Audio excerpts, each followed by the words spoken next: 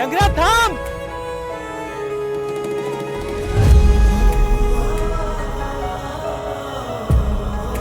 शंक्या, अरे येड्यात करू नको. शंक्या थांब. शंक्या सोड मला. शंक्या, तुझ्या ज्ञानात माती गेली की काय असा उचापत्या करायला? शंकर्या, तुला मरायचंच असेल ना तर सगळ्यांना घेऊन मर. अरे तुझ्या मागे रडणारी 2 दिवस रडत्याल, पण तुझी बायका पोरं आयुष्यभर रडत्याल. काय करू जागून मग? असल्या आयुष्याला टिकवल्यापेक्षा नाही जागलेलं बरं मला. ए म्यांग्या डोक्याच्या, तू मर चिडर, पण त्या बारक्या पोरांना आयुष्यभर बिनबापाचं राहावं लागणार. कोण विचारून करतो रे तू हे सगळं? झालंय ते काय कमी आहे का? अरे पण शंकर्या, एवढं काय झालं की तू डायरेक्ट जीव द्यायला निघालास? एक गोष्ट लक्षात ठेव, जर मरायचंच असेल ना तर त्याच्या आधी असं काहीतरी करून मरायचं की 4 लोकांनी नाव काढलं पाहिजे, नाव ठेवलं नाही पाहिजे. काय करू मग मी? कर्ज काय कमी व्हायचं नाव घ्यायना, नुसतं व्याजच वाढत चाललंय. डोक्याचा भुगा झालाय सगळा. एकाच फेडा गेलो की दुसऱ्याचं वाढत जाते. रात्रीची झोप येत नाही. पैसे आणायचे कुठून, द्यायचे कुणाकुणाचे? अरे पैशाचं टेन्शन तुलाच असतं का? आणि तुला काय वाटतं तू मेल्यावर ते व्याजावाले पैसे सोडून देत्याल? तुला कावळा शिवाच्या आत ते व्याजावाले तो दारात उभे राहत्याल आणि तो बायका पोराला आयुष्यभर चालत्याल. हे केल्यानं काही होत नाही शंकर्या. शंकर्या, फक्त माझ्या प्रश्नाचं एक उत्तर दे. काय चूक होती रे त्या माऊलीची जिने तुझ्या सोबत लग्न केलं? आणि काय चूक आहे त्या पोरांची जिने तुझ्या घरात जन्म घेतला म्हणून तू असं करायला निघाला? शंकर्या, मरून काय होणार आहे रे? मेल्यावर सगळं नीट होईल असं तुला वाटतं, पण तुझ्या भरोश्यावर बसलेल्या घरी तुझ्या बायका पोरांना नाही. विचार कर. तुझ्या पोराला वाटत असेल की माझा बाबा संध्याकाळी येताना खाऊ घेऊन येईल. तुझी बायको विचार करत असेल की माझा नवरा दिवसभर रानात राबून राबून घरी येणार आहे, तो आल्यावरच मी जेवणार. आणि अशात जर तू घरीच गेला नाही तर त्यांना कसं वाटेल याचा विचार केलायस का तू? रडू रडू त्यांची काय गत होईल? अरे जिवंत असताना सुद्धा मेल्यागत होईल रे त्यांचं आयुष्य. आणि बाप नसल्यावर काय होतं ना, हे त्यालाच विचार ज्याला बाप नाही. शंकर्या, तुझी पोरं अजून लहान आहेत रे, आणि तरी बी तू असं टोकाचं पाऊल उचलायला निघालास. मला सांग, कर्ज कुणावर नसतं, प्रत्येकावर कर्ज आहे हे लक्षात ठेव. याचा अर्थ असा नाही की प्रत्येकाने जाऊन आत्महत्या करावी. जर प्रत्येक माणूस असा आत्महत्या करायला लागला ना कर्जाच्या भीतीनं, तर शेतकरी राहणारच नाही. सोसत नाही तर कशाला घेतात कर्ज? फेडाची धमक नाही ते म्हणतात ना, दम नाही मनी आणि कर्ज काढ मर्दानी. रव्या, जर शांत हो. अरे सगळ्याची परिस्थिती वेगळी असते. असते, कळतंय मला, पण यांनी एकदा तरी आपल्याला विचारायला पाहिजे नव्हतं ना.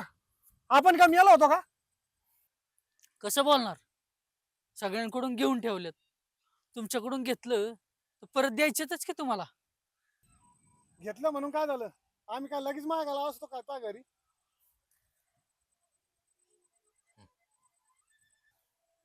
आता सगळं सोड आणि माझ्याकडे लक्ष दे.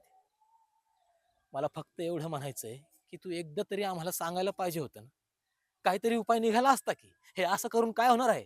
काही नाही. काय करू मी? काय दुसरा उपायच उरला नव्हता माझ्याकडं मेल्याशिवाय. पण काय करू?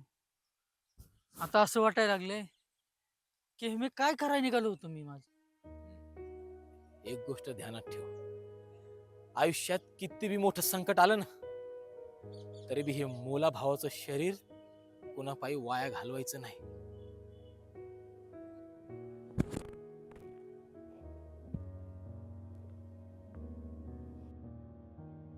बस झाला आता.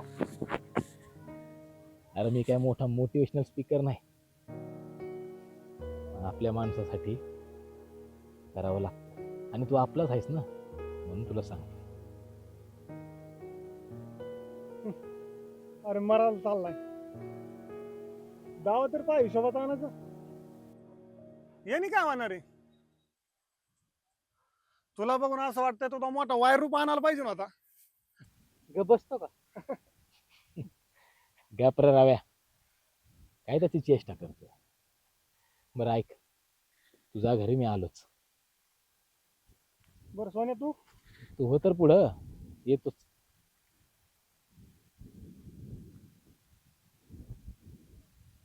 शंकर्या, किती कर्ज आहे तुझ्यावर? किती पैसे द्यायचे? सोन्या, कसं सांगू तुला, 3 लाख रुपये द्यायच्यात.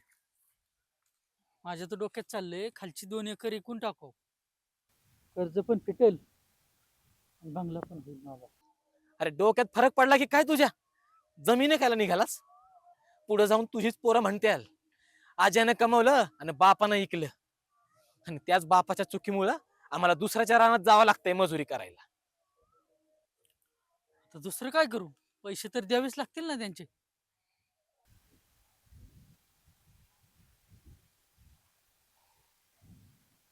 माझ्याकडे आहेत पैसे, मी देतो. सोन्या, तुझ्याकडून जरी घेतलं तरी परत फेडायच्यातच की मला.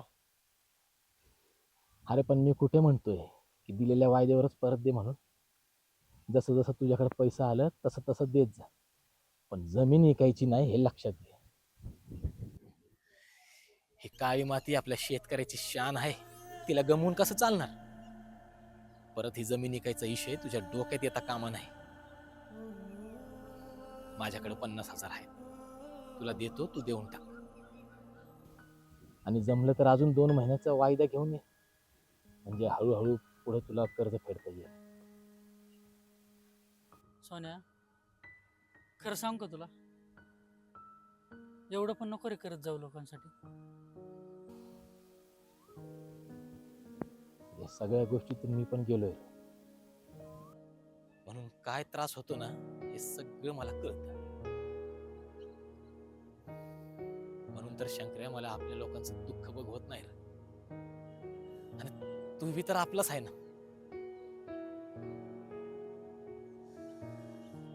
बरं ते सगळं सोड, तू आता जा घरी. तुझ्या बायका पोरं वाट बघत असेल. आणि ध्यानात ठेव, परत हा आत्महत्येचा विचार करायचा नाही. आता थोबाड हाईन बरं का.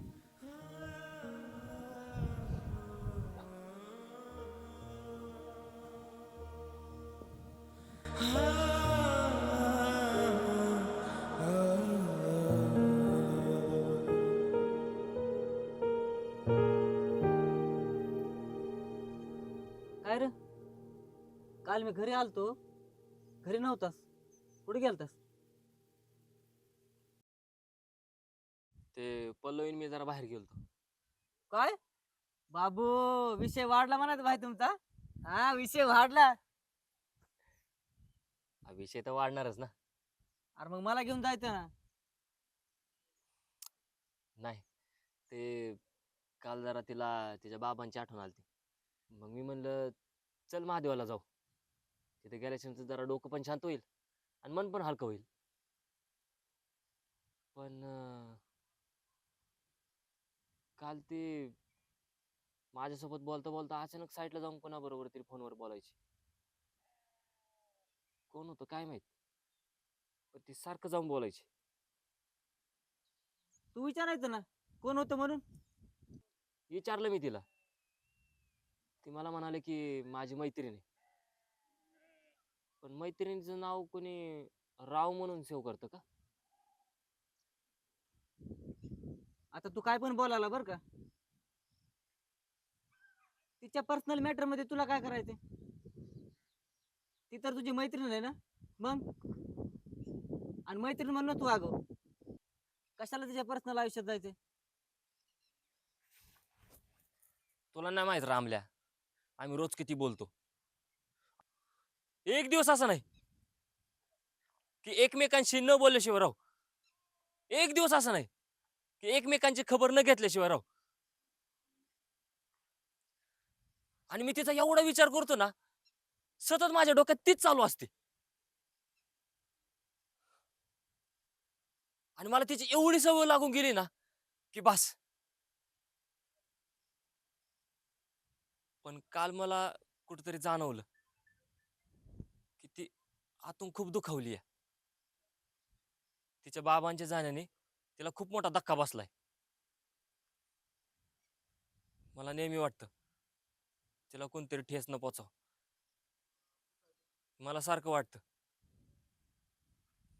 तिला कोणी वेडवाकडं बोलावं नाही. तिच्याबरोबर असं कोणी वागावं नाही की तिच्या मनाला ठेच पोचल. तिला हळव्या मनाची आहे र. अरे ती मला एवढ्या गोष्टी सांगते ना, ती तिच्या आईला पण त्या गोष्टी सांगत नसेल जेवढ्या माझ्या बरोबर सांगते.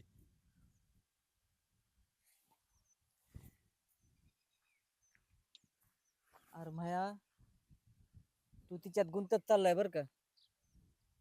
एवढा पण गुंतू नको की तिने बोलणं बंद केलं ना तुला त्रास व्हायचा. हे असं काय होणार नाही. एवढा पण नाही विचार करत मी. पण फक्त मनात खंत वाटते र. आणि मला नाही आवडणार ते दुसरं कुणाशी बोललेली. मैत्रीचं नातं का आहे ना हाय तरी पण. अरे मग मी तेच सांगायचा प्रयत्न करतोय. शांत डोक्याने दोन्ही साईडने विचार कर. असेल कोणतरी, काय करायचंय जाऊ दे ना. अरे डोकं तर शांत होत नाही ना, नुसतंच विचार चालू असतात. एवढा विचार करशील तर ते डोक्यावरचे केस पांढरे होतील. उगा येड्यागत करू नको तू.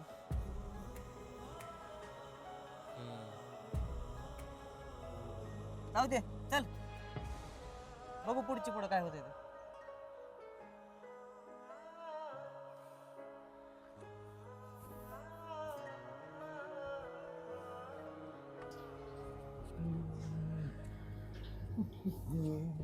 राधा, पाणी आण ग. राधा कुठे गेली? राधे. हे धरा.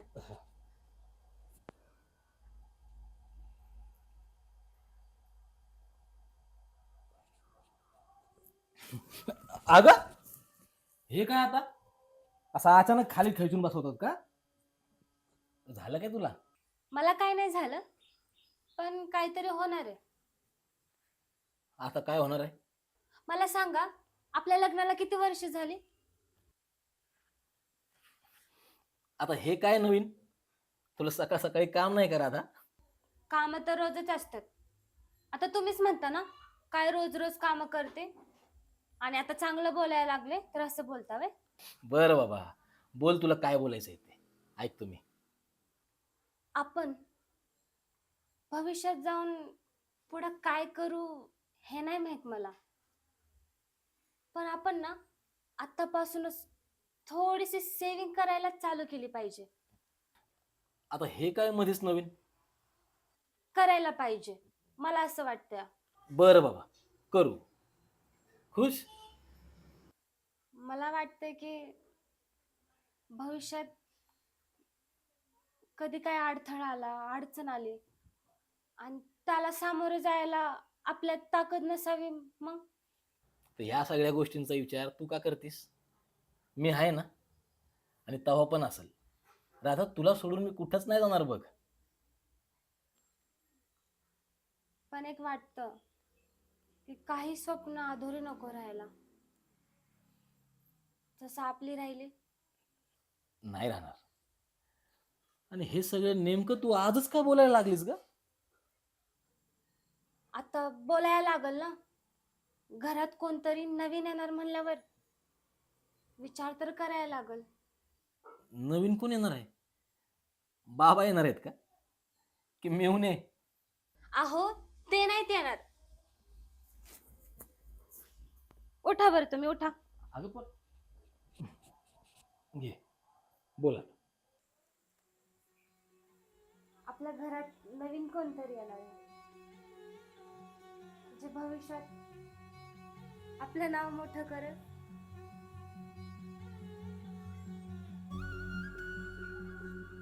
राधा, खरंच? राधा राधा राधा, मी बाबा होणार. राधा, मी खूप खुश आहे बघ. एवढी गोड बातमी दिलीस ना तू. हे देवा. राधा, मी तुला सांगू नाही शकत मी किती खुश आहे. अगं, ही बातमी जर महेश आणि रव्याला कळली ना, ते बी लय खुश होतील. राधा राधा, मला काय कळत नाही. राधा, तुला मी सांगू नाही शकत मी किती खुश आहे ग. आता माझ्या आयुष्यातले सगळे दुःखाचे क्षण सुखात बदलतील.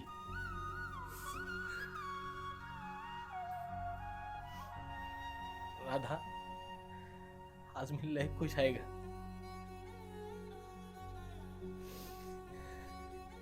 खुश आहे.